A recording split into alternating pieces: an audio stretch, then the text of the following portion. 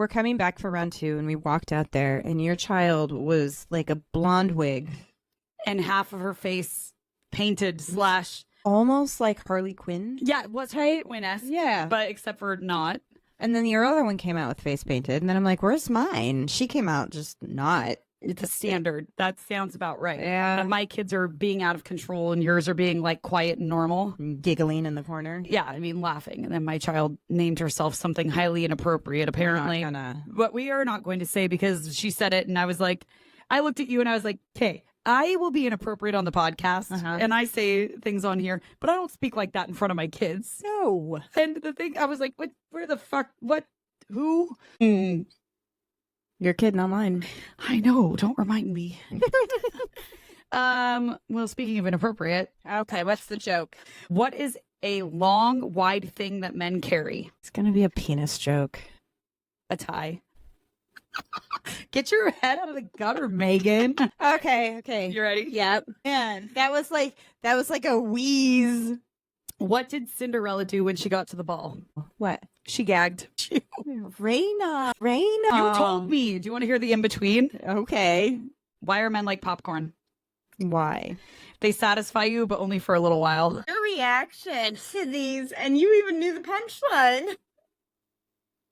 She's knocking her head on her microphone. You told me. You do you, boo. I didn't find these jokes. My husband did, which I don't know if that's any better. I married him, but here we are. True. But, you know. Yeah. The first one, see, was not that dirty, and you took it there. I think it was meant to go there. It was meant to go there, but I like to make you feel like you took it there because, you know, makes me feel better about all the random, terrible shit that comes out of my mouth. Man. It is what it is. It is what it is. Hello and welcome to Lunatic Soup, the podcast where we go into all things wild, weird, and unknown. We're your hosts, Meg. And I'm Raina, ready to burp some Lunatic Soup. Let's go. All right, what do we got? Well, we pulled this out of the fridge. I hope it's sucker still good. I get worried about like not self-canned, but like I think it'll be fine. There.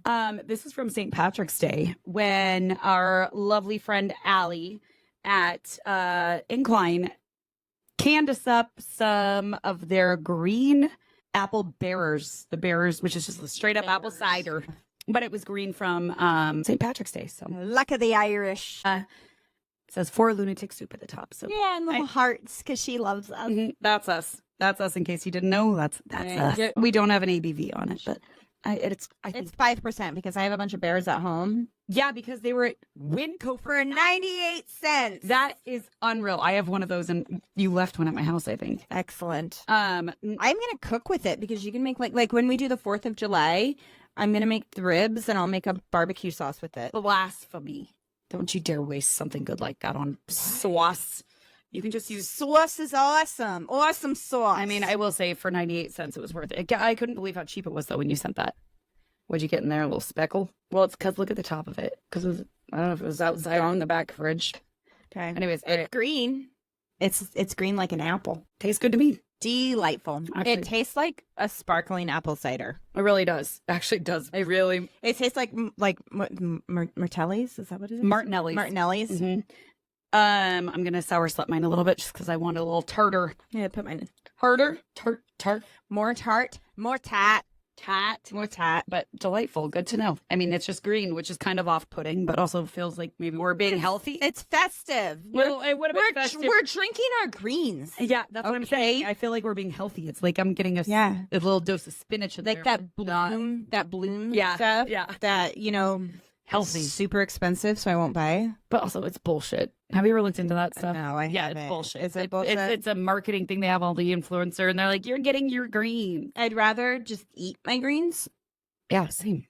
Not personally. I like broccoli. I've heard a lot of things that if you juice something, you lose like nutrients and it won't help your gut. It's because you're getting rid of the fibers that are in it, like the actual fibers that are like good for your digestion. And I'd rather just my garden is exploding right now and I'm super happy. I'd rather just go out there and eat it. Yeah, well, good. Because you donate some to the neighbor down the street who doesn't have a garden.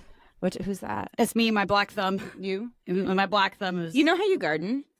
By planting things and watering it. You just throw shit into the ground and see what comes up. I mean, yes, you do have to water it. That's where I can't do that. That's where I go wrong. Things go awry. That's what it is. It's the remembering to water it. Lucky, I don't know how my kids or my animals are still alive at this point. But they are. They are. But so I have to focus all my things on those. The plants, that's an extra step. Too far. I cannot keep all of that alive. I will do the gardening. I will be the little green witch over here. That's perfect. And I will occasionally do my own gardening, but mine is with like a gummy kind of gardening, not like it's a garden gummy that I eat and it puts me in my happy place. It's your own type of magic. It's my own medicine. Have you seen, there's this guy online that goes out into his garden. He's very soft spoken, like almost like art in a garden. And he has this little garden basket. He goes, let's go see what the garden has to offer us today. And he'll have his basket down and he'll put like a lettuce leaf in and a chive, like very little things. And then all of a sudden a box of chicken nuggets or things like that. And then he'll come back to himself. He goes, I hope my garden's as good to you or I hope your garden's as good to you as mine was to me. It is the funniest thing. Like, supposedly, is he like stoned? Is that what he's like? No, he's just being doofus. Well, because I know on TikTok, if you say you're gardening, it means you're like smoking weed or like doing. That's why it's a gardening gummy. Isn't it your broccoli? Like you're eating your broccoli infused. I've heard that a lot. Broccoli. Yeah, it's any way I feel like that people could say it without flat out saying it. Do you know how long it took me to realize what broccoli infused meant?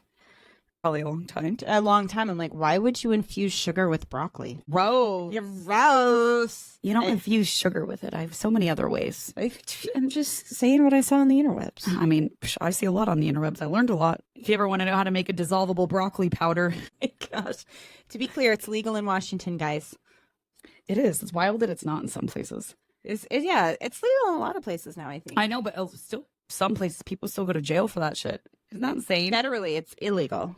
So, like, you can't fly with it or anything because it's illegal. Yeah, you definitely shouldn't fly with it. No, I've never done that in my life. No, ever. Like the time I saw the colonial woman on the wing, I was totally fine. That was a hilarious text to get. Why is there a colonial woman on the wing churning butter? Like, I don't know, Raina. Raina was sky rockets in flight. Afternoon delight. But except for it was very early in the morning. I had a Bloody Mary in one of those and I was eating all my snacks. Flying high. I was feeling so good. That's why I don't like flying with my kids because then I have to fly sober. There. And I have my kids on the plane. I just don't like flying, period. Hate it. So this is part 2 of the Dyatlov Pass Yeti incident, possible Yeti incident. We're not sure if it was a Yeti, but just to quickly recap, 9 hikers went off, 9 very experienced hikers went off to hike in the Ural Mountains in Russia. They didn't check in when they were supposed to. Searchers went out and they found all 9 of them dead. Some of them official cause of death was hypothermia. The others were like blunt force trauma. Some of the hikers had their eyeballs taken out, their tongue ripped out, eyebrows. One heart exploded, ribs were crushed, insides were crushed. Like big trauma. Big trauma. Big. Like there's no way that another human being could have inflicted that type of trauma. They're saying some of the impact was like a high-speed car crash. Wild. But avalanche is what they have now said is like the cause. Right, because they closed everything out because someone up in Moscow said, nope, we're done. Unknown forces caused this. And then in 2019, outcry from relatives and media became enough that they opened it back up, came out with a 400-page report. Report concluded that it was an avalanche. Wasn't an avalanche. But that's literally, I would want to read the report, obviously not word for word, but like that, none of that makes sense if the original things were true. Right. And there was a forensic psychologist that came on and said that's not possible. You even said like nothing was covered up, which number one. The forensic psychologist said that, snow is abrasive. They didn't have the cuts on them. Like there was no, it couldn't have been animals, but because there was no died like suffocation, not hypothermia. Right. Like that's or they all would have died on impact. Or the tent wouldn't have been there. Or like there's so many things. Maybe if they want to go with the other 3 who were found down the ravine. But even that, who were stacked on top of each other, and with all of their like the tongue that was pulled out while she was alive. Yeah, none of that adds up. And the tent had cut marks in it, like peepholes, and a slash from the inside out. And then the picture. And then the picture, photo 17, the Yeti photo. Yeah, and that It one, looks like a Yeti. unless they literally had, like, the native people wore something that was like all the same fabric face down, which But the native people would have had to been over 7 feet tall. that too. Because the photo based on the tree line, they were over 7 feet tall. Mm-hmm. You have to think about what the snowpack was too. Like, there's so many things. There's so many things. So we're going to talk about the theories, and then we're going to discuss what we think. Okay. So some of the theories. So the Yeti, one of the theories is that the Yeti is an ancient human wild man. Yes. Yes. A Russian general found a massive man-like creature in a cave in 1925 in the Pamir mountain range. Apparently, this is nothing new to have Russian military citing huge, large human-like creatures covered in fur. This is like a thing in Russia. The story goes that the Russian general was leading his military north fighting rebels. They cornered their adversary in a cave and waited them out. The army that was hiding in the cave came running out and surrendered because there was something scarier inside of the cave. That's terrifying. They said that they were attacked by an aggressive wild man. The general then had his soldiers go into the cave and they found the carcass of the creature. They had a doctor with the brigade who told them that he was sure this was not a modern human being, but it also wasn't an ape.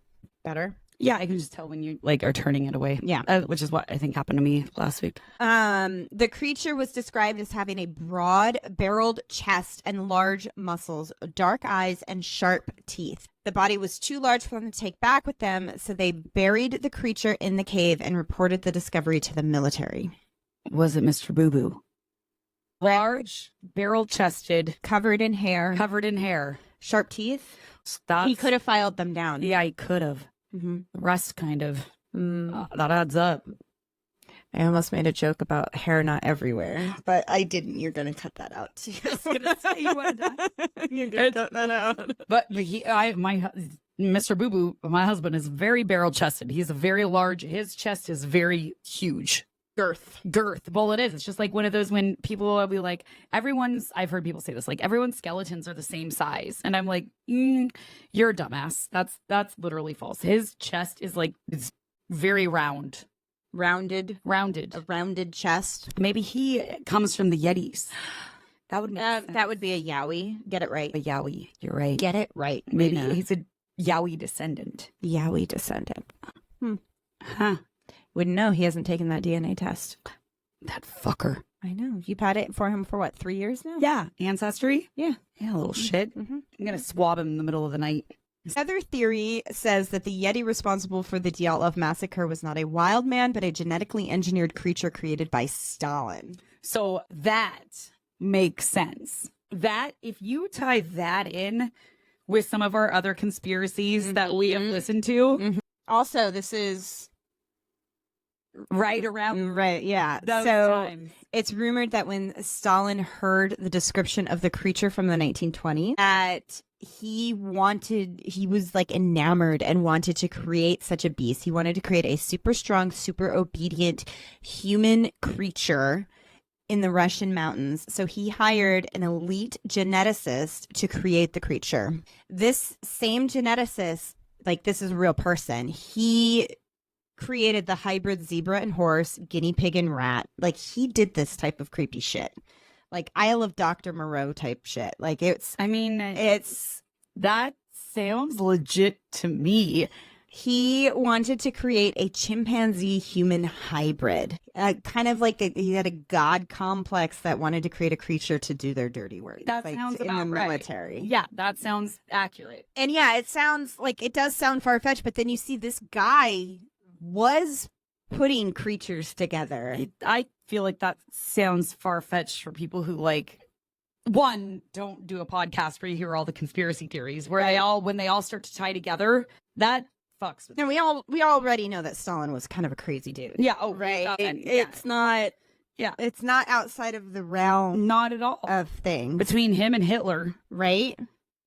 And this was post World War. Yeah. But I mean, that's when the incident took place. So say they did create this creature. I keep going out but my voice keeps. You can hear me though. As long as you can hear me, totally it doesn't fine. matter. Okay. So could this be a creature that escaped its captivity, ventured into the forest, and killed the Dyatlov party? Or did the government let the beast out? I'm going to go with that one. No one has proof of this, Obviously. but it still remains a theory. I like that theory. Another theory is that the Soviet Union discovered the existence of the Yeti, and they captured them, bred them, and turned them into a super army. They said the discovery was in 1937, right before World War II. They captured a beast. They were transporting it to Moscow. A guard got too close to the beast on a train that they were transporting it with. The creature attacked the guard, so they shot the creature and killed it. It never arrived in Moscow, so the Russian military was said to go out and find more so that they could take it, study it, and create an army. There are other instances of Russian military officials finding man-ape type beasts that have been captured throughout the Russian mountains. This is like a folklore in Russia. I mean, I guess you would call it a folklore because when they don't want you to know the truth, it becomes folklore. It becomes urban legend, right? But this is a regular story in Russia. I just saw something where someone said conspiracy theories are the theories that happen when you get too close to the truth. Ooh. That popped into my glazed donut just then. That was a sprinkle. I watched that the other day. I think it was on TikTok that I saw it. It sounds about right. And I was like, I think it was at like either 3 a.m. or late at night, but that just popped. I remember seeing a lady say that. And I was like, that's interesting. Isn't that? Because I was like, I like that. But also, if you think about a lot of things, there's just so much that goes on that we don't know about. Like, and that is, you can't say no to that because that's true. There's so much that happens that we don't know anything about. That we don't know anything about. So, like, to say something isn't true by you just being like, they would never do that. But they would. That's the thing. That's like, the thing. They would. Would. Never say never. Anything, like, you could not surprise me with anything that the military has done because the not military, government. Yeah, government. Governments have done horrible things. Everything. Yeah. Everything you can imagine, the worst things. I think that's what's so scary. But people don't think about it. Yeah, I don't want to think about it. You don't want to think about it, but you also need to, be aware. Don't fixate your life on it. However, if something pops up, maybe it happened. Don't be shocked. And like they said, they like to dangle it right in front of us. But you think about the horrible things that happened during World War II. And like probably throughout all of history, but that we know of, that we have documentation of. You think that people still aren't doing those things? Oh, 1,000%. Right? It's just all hidden. Is it hidden? Right? Yeah. So all of these rumors about Russians finding this man-ape beast all lead back to this story of the military harnessing the power of these creatures to create a super force. Igor Burstov had been researching the Yeti for decades in Russia, and he was able to interview a military official who claimed to actually study a specimen of a Yeti. Igor stated that he found this military official to be a very respectable and upstanding guy. He does not think that this military official was also a doctor. He didn't get the feeling that this guy was lying or making up a story. The military doctor said that he tried to talk to the Yeti, but the Yeti would not respond, only grunt, if anything. The military doctor was not able to do anything except sit and talk to him because that's the only access he was able to have. And then he was told that his research was over, never saw the Yeti again. But he's said to have been in a room with a Yeti trying to talk to him. Okay. There's also reports that obviously Stalin and Hitler were working together to harness the Yeti. It's like I said that. Yeah. Without even knowing. They would go out searching or have their military go searching. The Nazis believed that they were descendants of a superhuman race known as the Aryans. We've talked about this before. And Hitler thought that the Yeti was the missing link, so he set out to find it. Now, Hitler was insane and had a lot of theories and was constantly looking for some sort of link to justify his ideas of a superhuman species. Right. He did this with Atlantis. He did this with trying to find the Ark of the Covenant. This is just another thing that he did to try and justify his sick ideals. Yes. A reporter was quoted saying, "This makes absolutely no sense." But then again, they were Nazis. They didn't make a lot of sense. Right. True. So again, they were just trying to support their sick ideals. That's all it was. And they were reaching for straws in any way to be able to do that. Yetis have been sighted all throughout the Himalayas, both all white and more of a Bigfoot like look that we see. Again, it's everywhere. Well, I mean, but the one in this one was not all white. No, this one, which surprised me because I thought so the Himalayas are down, but it goes up into Russia. Huge mountain range, like continent. Yeah. But I always thought over in that area they were all white, but maybe that's like it says here, just more of the south, the Himalayas, and more of the north is more like what we get. Mm-hmm. So does that mean like if you go down to like South America, they have like more white covered hair? I don't think so. I don't think so. I don't know anything about a South American Yeti. Me either. But I bet there is one. I bet you $1 million. Google it. I'll do it. Wait, don't get rid of your notes. Okay, you do it. The theory of how a Yeti could avoid being seen, there's a rumor that there is a secret route from the Himalayan mountains in Nepal all the way through the Ural Mountains in Russia, and some call it the Yeti Highway. And they say that this is something that the Yetis have been using for centuries and hiding there because it's such a massive area that you wouldn't be able to find them. Is there anything in South America? You ready? Yeah. We gave the name up at the top, but the last sighting was in 1957. It's a long time ago. First one was in the 1520s, and it's called the Mapingari, Apinguari. Oh, and it is on this showing, it's saying like the Bigfoot of the Amazon. Interesting. And it's showing it to be... There's so much shit in the Amazon that nobody ever knows about. 1,000%. That's, yeah. Wild. This gets into some weird shit. We should just do an episode on Bigfoots around the world. On Sasquatch, Yeti. We should. Maybe I'll do that in October when we have extra episodes. That's such a good idea. Just go like a little synopsis of all the different Yetis, Bigfoot, Sasquatch. I mean, because, this is the Bigfoot of Brazil. Is what it's called. See? They're everywhere. This one, unlike Bigfoot, though, it would stride towards the camera and mercilessly devour anyone behind it. Interesting. So there's that. He's just hungry. He's a hungry, hungry little Bigfoot. Hungry, hungry hippo. Hungry, hungry hippo. So we talked about. Okay. Skahan is an indigenous cryptid expert in the Yakima Valley in Washington.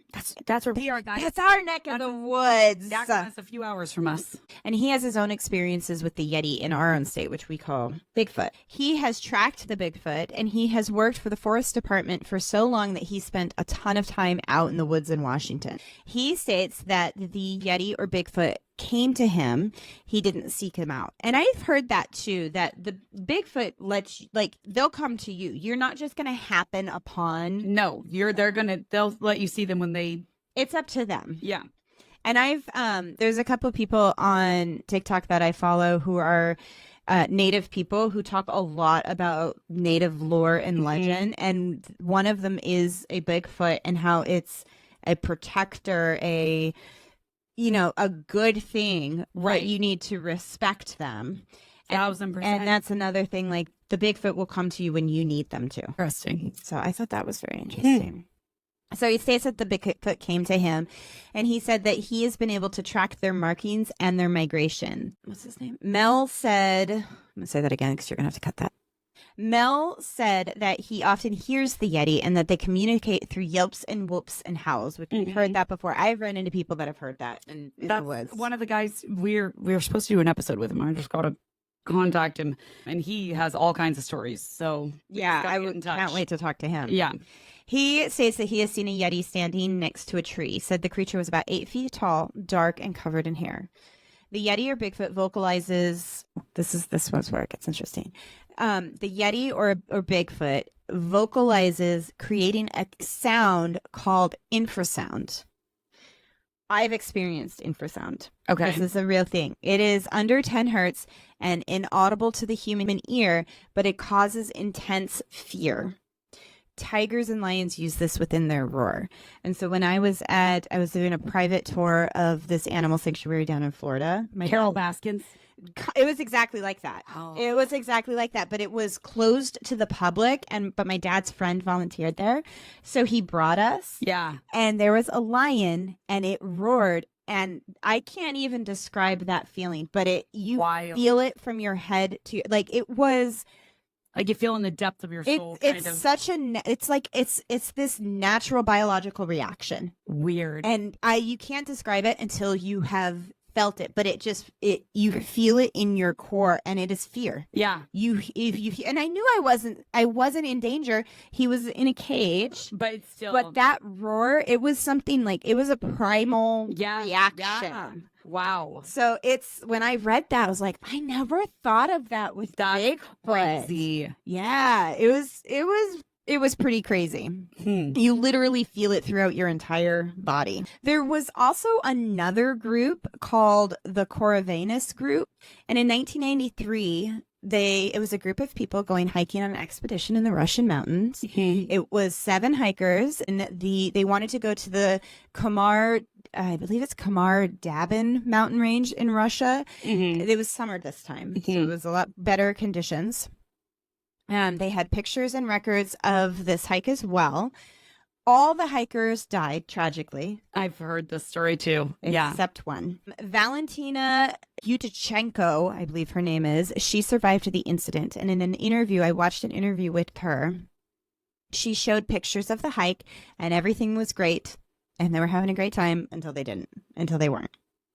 She said the first hiker, Sasha, collapsed and was frothing at his mouth and bleeding out of his ears.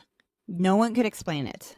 Hikers stayed with him thinking he's having he's having a medical emergency. Some of the hikers moved on to see if they could get help. And then another hiker had the same symptoms. The remainder hikers began to go down the mountain, but people started to collapse one by one with the same symptoms of bleeding, some out of their eyes as well. Valentina said that everyone was acting erratic. One hiker was crawling on the ground, scratching at her throat. She eventually found a rock and bashed her own head into it until she collapsed. Wow. Somehow Valentina wasn't affected. She managed to get herself down the mountain. She followed the river for 4 days until she found some kayakers who rescued her, and they went to the authorities. With her help of navigation, they headed back up the mountain and discovered the horrific scene. There's pictures and video of it, and it's absolutely horrific. It's absolutely horrific to see. No explanation has been officially offered for the tragedy. An examiner said that they were killed by an unknown force. Weird. Exactly like the Dyatlov party. The group was perfectly healthy and experienced hikers. Some wonder if the events came from a Yeti through infrasound. Interesting. The theory that the Yeti uses infrasound is not only put fear into the hikers, but to crush their insides as well. Wow. Isn't that interesting? Gives me alien vibes too, Yeah. which also could be tied together. Could be tied together. Could this explain the Dyatlov incident? Yeah. Like, I don't see why not. A Mansi woman named Albina Anyamova was a young girl in 1959 when the Dyatlov incident occurred. She was out with her family in the same area as the hikers. She said they heard something very loud and terrible, and it caused fear. Could have been infrasound. Yep. She said it was like a loud whistle that echoed through the trees and then turned into a white noise-like sound. After the sound stopped, adults went to investigate and found many dead deer in the area with their tongues ripped out. They took it as a sign to get the fuck out. Well, that too. But they took it as this is the Yeti. Wild. Here's another theory. Dear. There may be new evidence that the hikers were not killed by a Yeti, but by a secret Soviet military operation. Okay. I feel like I've heard this one. In the Ural Mountains, there's a ton of Soviet military activity, and a few miles from where the hikers were killed or died, there was a military nuclear base, but nobody knew it at the time. Okay. In 1945, it was priority for the Soviets to master nuclear technology. Right. And they built a nuclear power plant in the Ural Mountains, but it was very badly built and exploded 2 years before the Dyatlov expedition. Okay. Meaning that the hikers were hiking in a radioactive hotbed. But no one knew this because the Soviet Union and the CIA Shocker. kept the nuclear meltdown a secret. We knew about it. The CIA knew about it. I want to say I'm surprised. No, not surprised at all. Yeah, I know. Not at all. No one wanted the public to know about the dangers of nuclear power, obviously, because we want to be able to use it. Right. And the meltdown information did not come about until 1999, 40 years after the Dyatlov incident. So I can talk about it now because we all know about it. Don't come at me.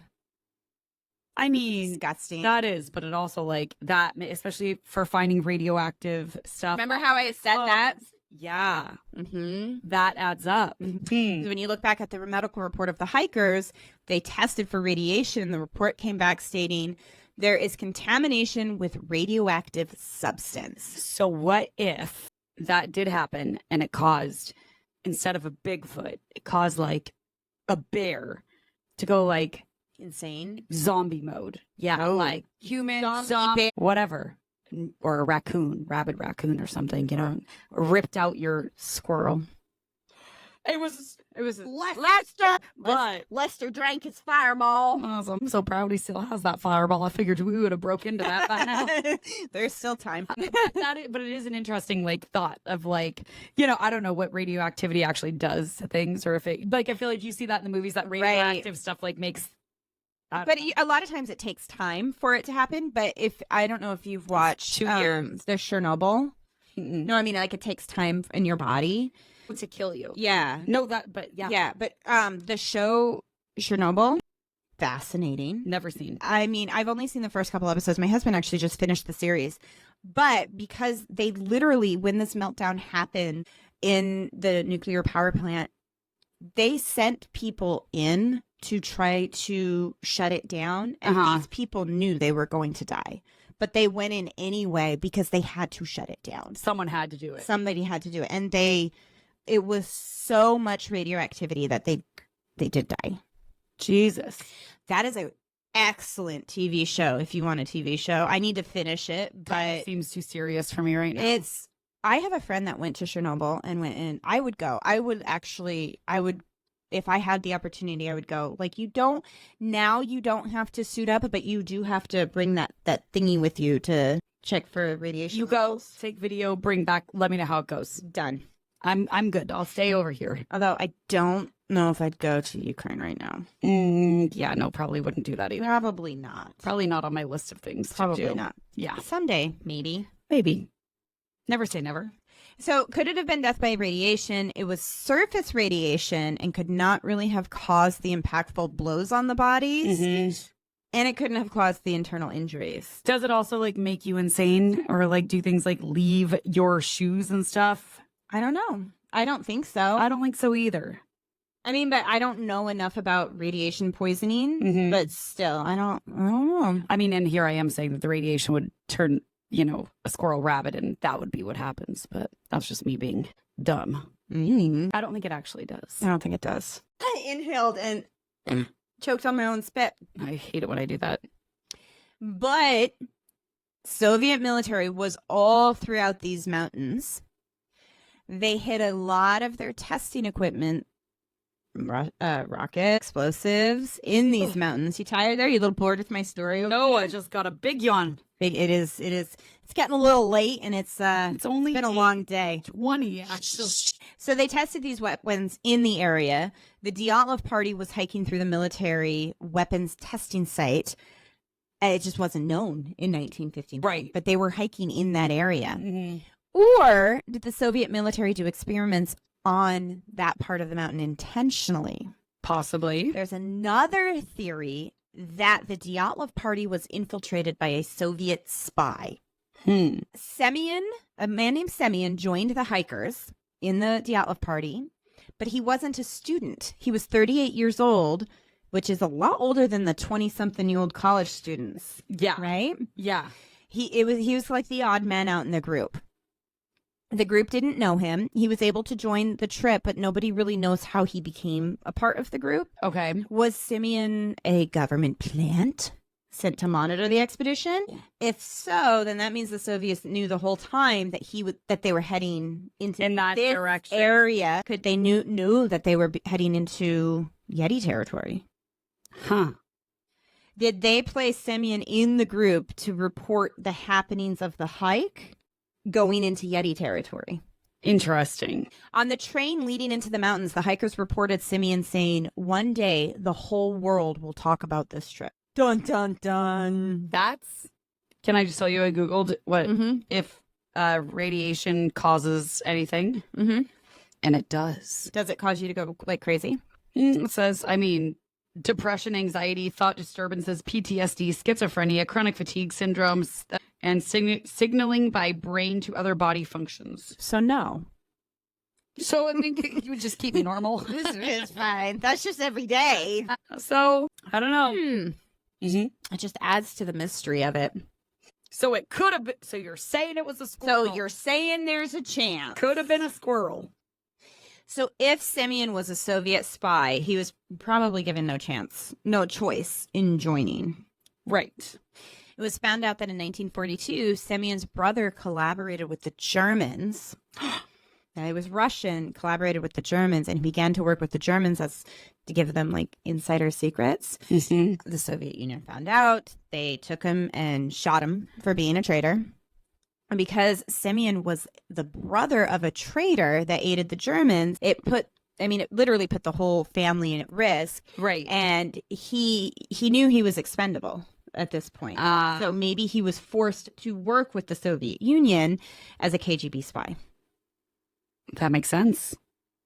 It doesn't not make sense. But forced him to do it, but then that still keeps the Yeti on the table too.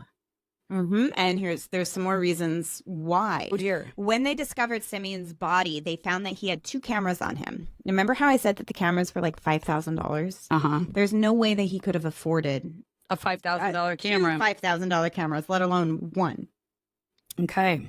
So if he was a planted spy, that would make sense. They would have given him a camera so that he could take photos and help document the expedition. The Yetis. Did they want to see how the Yeti behaved in a situation like this? In this theory, it is said that the Soviets lured them into the mountains, planted Simeon to record, and set off a Yeti attack to see what would happen. In photo 34, it is very blurry. You can look it up. You can't really tell what's going on. But basically what it is, it's a night sky, and under a microscope, you can see that the blurred bright spot in the photo looks like a bright object falling to the ground at high speed. Possibly a missile. They didn't know exactly what this bright orb in the photo was, but they believe that it isn't of natural origin. So they believe that it is a man-made origin, like thing of light. And on Simeon's camera, most of the photos of these glowing orbs of light in the sky are hard to identify. So they think that the illumination of these orbs are flares or that to mark missile tests or missiles themselves, some sort of missile activity going on nearby. Can I give you my professional opinion? Yes. There is literally no way to determine what the fuck this picture is because this could, just by looking at it, it's an out of focus photo. If by chance it caught something falling from the sky, possibly, I don't think that it has the form of what it is. To me, this looks like an out of focus photo of like almost a moon or a sun coming through trees. Okay. Not. Maybe based on other photos, they kind of put that together. Yeah, I'm just looking at a bunch of these. Yeah. And I'm like this one, this is like showing that that's where I can't, like, you know, looking at the other one and I'm looking at that, like, that looks legit. This to me looks like, that looks like a stretch. This is far-fetched to me. That, like, very far-fetched. But again, I'm not a professional. I am, but I'm not. I am a professional photographer, but I am not a professional investigator. Yes, there it is. So, you know, but just with my eye, what I know, like what photos look like depending on the situation, that to me could be a million things. Like that doesn't, like this is saying UFO. I'm like, and I've said I am gullible as fuck, which I am. But I mean, I've looked at the pictures and I read some reports of what they're saying the photos may be, and they're saying it looks like it's falling from the sky. And the theory is that it could be military activity in the area. So locals in the area have often reported seeing bright balls of light falling from the sky along with military aircraft regularly. Mm-hmm. Let me just say, I'm looking at this and it's pulling up the avalanche theory. Seeing it like this I could see why they're saying avalanche theory. Why? Because it's showing like the layers. And so it like, I was able to see like this. So like if they were inside when the avalanche hit.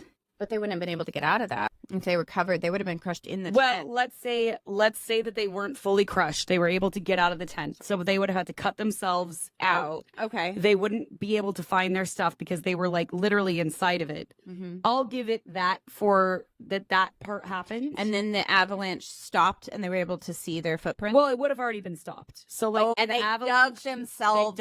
But why was her tongue ripped out? That's what I'm saying. Or eyebrows. I can see them saying why the avalanche theory is a theory for like that part. For the tent part that you're looking at. But also like, again, there's a lot that doesn't cover. A lot. Mm-hmm. It's a theory. Well, saying that they climbed a tree. Like if the avalanche isn't something that like happens and continues. Like it happens. It happens and then it's. Well, no, I think an avalanche can kind of set off other things. It can set off multiple avalanches, which is true. But like it just doesn't add up for this situation, I think. Like I think the initial thing I could say is like, oh yeah, an avalanche hit their tent and so it got kind of crushed. They survived, they cut their way out. And they all went down and tried to live, and that's why they don't have their shoes on. I'll go with that. But it doesn't account for some of the physical things. Also, like them, the way they were dead on the ground, like looking like they were crawling for things. Or like, if you're all having hypothermia, you're huddled together. Yeah. Trying to stay warm by a fire. Yeah. And it wouldn't account for the injuries. 1,000%. You know? Mm-hmm. The naked part doesn't make sense. Yeah, why they were... That doesn't make any sense. Well, unless they literally were pulling clothes off to try to keep themselves warm. That makes no sense. You don't pull clothes off to make yourself warm. That's only... pull clothes off of other people to make yourself warm. Got it. Yes. If they were taking clothes off people who had already died. Mm-hmm. I'll give them that. But again... I feel like that only makes sense for like a small portion. Sorry, I'm playing footsie with you. Yeah, we are. A small portion of it. Like a very small portion of it. It accounts for some of it, but not all of it. Yeah, 1,000%.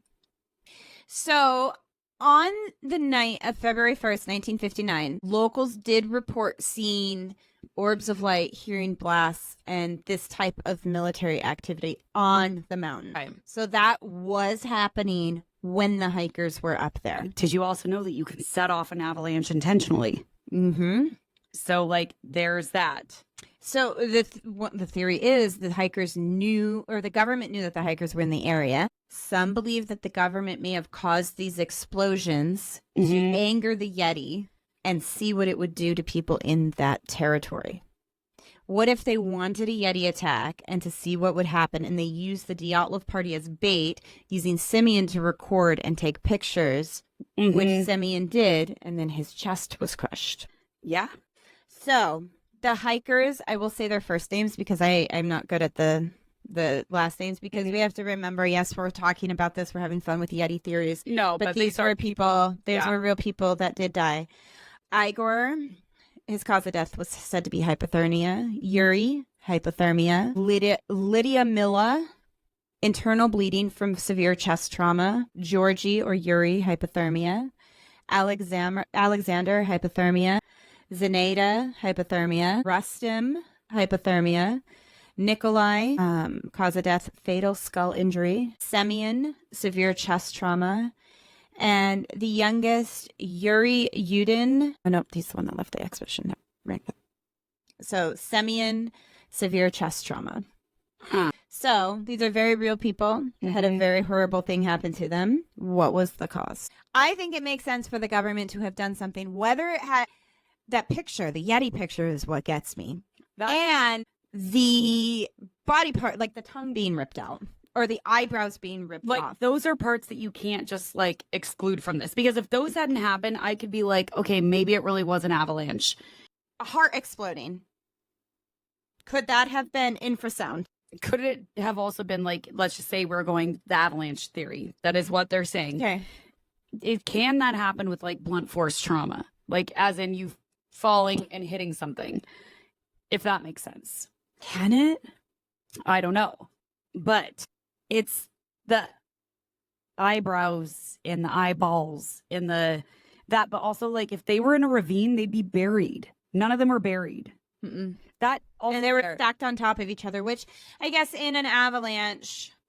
But were they all holding on to each other? Like, is that why? Like, you know, it just. And those are the ones that had body parts missing. Yeah. Those were the other ones with hypothermia. The ones in the ravine. It doesn't. I don't know. I'm confused. Like I said, I can see the avalanche theory for like. Hypothermia and the beginning ones, the rest of it doesn't make sense to me. I think the government definitely had something to do with it. Whether they set off, why was Semyon on the expedition? Why was Semyon on the expedition when he was a 38-year-old weirdo? Like, can you imagine in a couple of years we're going on an expedition with a bunch of 20-year-olds hiking? I'm 30. Okay, so next year, you could have let that slide, and you didn't. You could have. And just saying. And also, yeah, I have a 26-year-old sister, and, like, would I go on an expedition with her because it's my sister and I love her? Yeah. But going out with, like, random-ass people. She's also 26. She's not 22-year-old college student. No, the fuck no. No. No, why would you do that? Unless and you were the expert leading the way. But he wasn't. This was Dyatlov leading the way. Yeah, it doesn't make sense. And nobody quite knows how he joined the expedition. He just joined. And what he said on the train, how the whole world will know about this expedition. Well, I just feel like there's so many things that don't make sense. And there's so many things that, one, when people did investigate, how do we know that what they actually saw was what was actually there to start with? Right. Like, there is so many times that people can come in and cover shit up.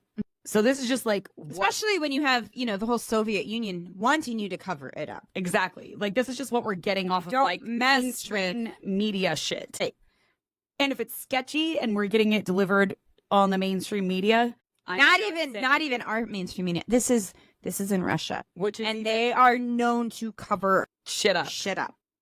I mean, so are we, but our CIA knew about it too, or knew about shit too, and didn't. Maybe we had something to do with it, because that wouldn't be the first time some government entity has done something horrific, and you find out that the U.S. had a hand in it, or at least knew about it and didn't stop it. 1000%. I'm just saying, there's some shady ass shit going on, no matter what. So, do you think? Okay, so there's the theory of the avalanche. Okay. There's this theory of a random Yeti attack, which the Mensi people knew that the Yeti was Yeti territory. There were signs carved into trees to stay out. Yeah. They had record of a beast that would kill deer and animals and take out their tongues and eyes. Okay. That we know.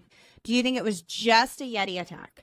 Do you think that Semyon was a plant and recording them for some reason, which means that the government was recording them for some reason, which means that the government was trying to get information on something?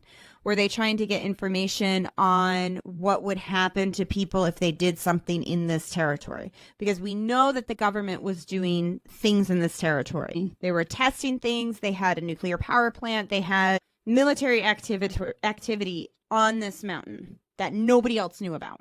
I mean, it sounds stupid, but the one thing that really fucks with me is the guy having two $5,000 cameras. Like, why the fuck is this guy having that? It means the military would have given him, or the government would have given him these cameras. Well, it almost goes into, like, I said it at the beginning of the last episode, me just, like, not even realizing what I was saying. But, like, a lot of these people sometimes will be, like, professional photographers alongside with, like, adventurers. This man was not. So there's no fucking reason why he should have a $5,000 camera. And we knew he was expendable to the Soviet Union because his brother was a traitor and was killed as a traitor. And that put your whole family at risk at that point. And with, the time. So they say, do this or. The era this was in, like that. I don't know. There's a lot of shady shit added, like stacked on top of it. And it's like, no wonder we don't know the real reason because I feel like. Even if it wasn't a Yeti, like you said, you can set off an avalanche. 1000%. So did they intentionally set off an avalanche to see what happened? Did they set off did they do something to spook a Yeti? Right. And then set off an avalanche alongside of it? Like, could it have been all of the above? Possibly. Could it? Or are we just cuckoo for Cocoa Puffs? Did an alien ship land, set off the avalanche, everyone ran, and then did things they wanted to do, and then dropped them back in the ravine without their stuff? You talking about stuff? Maybe. I didn't necessarily say it. Soft tissue, though. Never know. Your face is so red. Why do I say things like that? Like, it just comes out, you know? And I don't know why your daughter says certain things. It's the shit that comes out of my mouth before my brain catches up to be like, don't say it, Raina. Huh. And then, what do you guys and think? then someone gave me a microphone. Which apparently we should have them taken away. Yeah, according to the internet. Yeah, well, maybe they're right. Maybe one of us should. But what do you guys think? Yeah. Maybe we should put a poll. Yeah, at the end of this we will. Like, maybe it's like one of the options is Yeti. One of the options is government, or one of the options is a mixture of the two. Y'all are cuckoo for Cocoa Puffs. Suck a dick. It's real. No, you're saying it's both. Both. Maybe we need 4 options then. Like, you want the cuckoo for Cocoa Puffs? You never know. People might think we're cuckoo for a Cocoa Puff. I mean, I'm sure many people do. I mean, I think I am sometimes. I think I am. Sometimes I literally sit here and you are too. Oh, 1,000%. 1,000%. I sit here and I'm like listening to us and I'm like, have we lost it? Yeah. A long time. What? It's so much more fun to be lost. Are we enjoying our the best way? But do I also think that, like I said, you're closer to the truth when you're doing these kinds of things? I'm just saying. Dun, dun, dun. Maybe it has something to do with Antarctica and I already beyond the wall. I already there is. They do say that the Bigfoot lives beyond the ice wall. Well, and I already was thinking about that. If you tie in Hitler as well, because that ties into Antarctica. Because Hitler tied into Antarctica. I'm sure if Hitler ties in, so does Stalin. I'm just saying, there is a plethora of things that could play into this that is beyond our realm of knowledge, or even our what we're allowed to know. I mean, but unfortunately, if I was able to know it I probably wouldn't be able to know anybody else in this life. Yeah, probably not. But like you said in the last week's episode or 2 weeks ago, whatever, you're like, I just want to go back and see all these things. And I was like, would you? Mm-hmm. But this, I mean, it is, I'm interested. I want to know what psychic mediums say about this. And now I kind of want to look into it and just see, because I know there has to be people who have tried to tap into it. The Dyatlov incident probably went in 2019. They only reopened it 5 years ago. Yeah, but just in general, sometimes people will go back and have you ever seen that girl who has the dowsing rods on TikTok and she asks it a bunch of questions? Mm-hmm. Just saying. What if? What if? I don't know. Tell me what you guys think. Dang. I think it is a combination between government and Yeti. Okay. Maybe also Yeti being potential alien kind of things. Interdimensional time travel. Interdimensional. And it picked me up with his laser beam eyes. I mean, to me, the whole radiation thing makes sense if that would have to be a high concentration of radiation.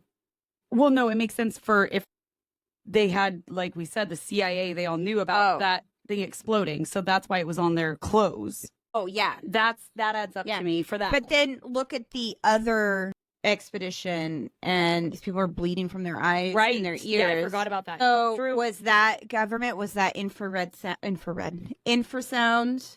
Because I think what they were leading onto that with that story was that it was infrasound that was causing these internal things, and for whatever reason it didn't affect one of the hikers. Wild. Or was the government able to target people? But why would they? Or was it one?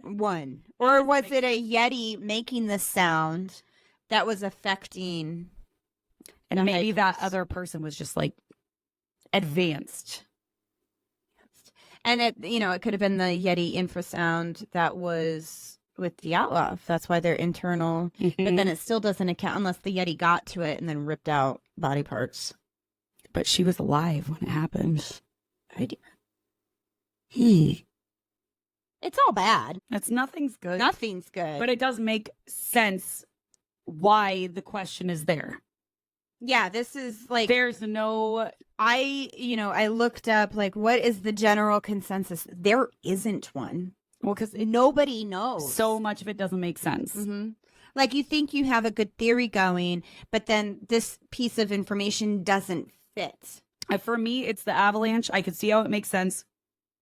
They were in the tent, avalanche hit, they didn't get killed. Or they could hear the avalanche coming. They looked out.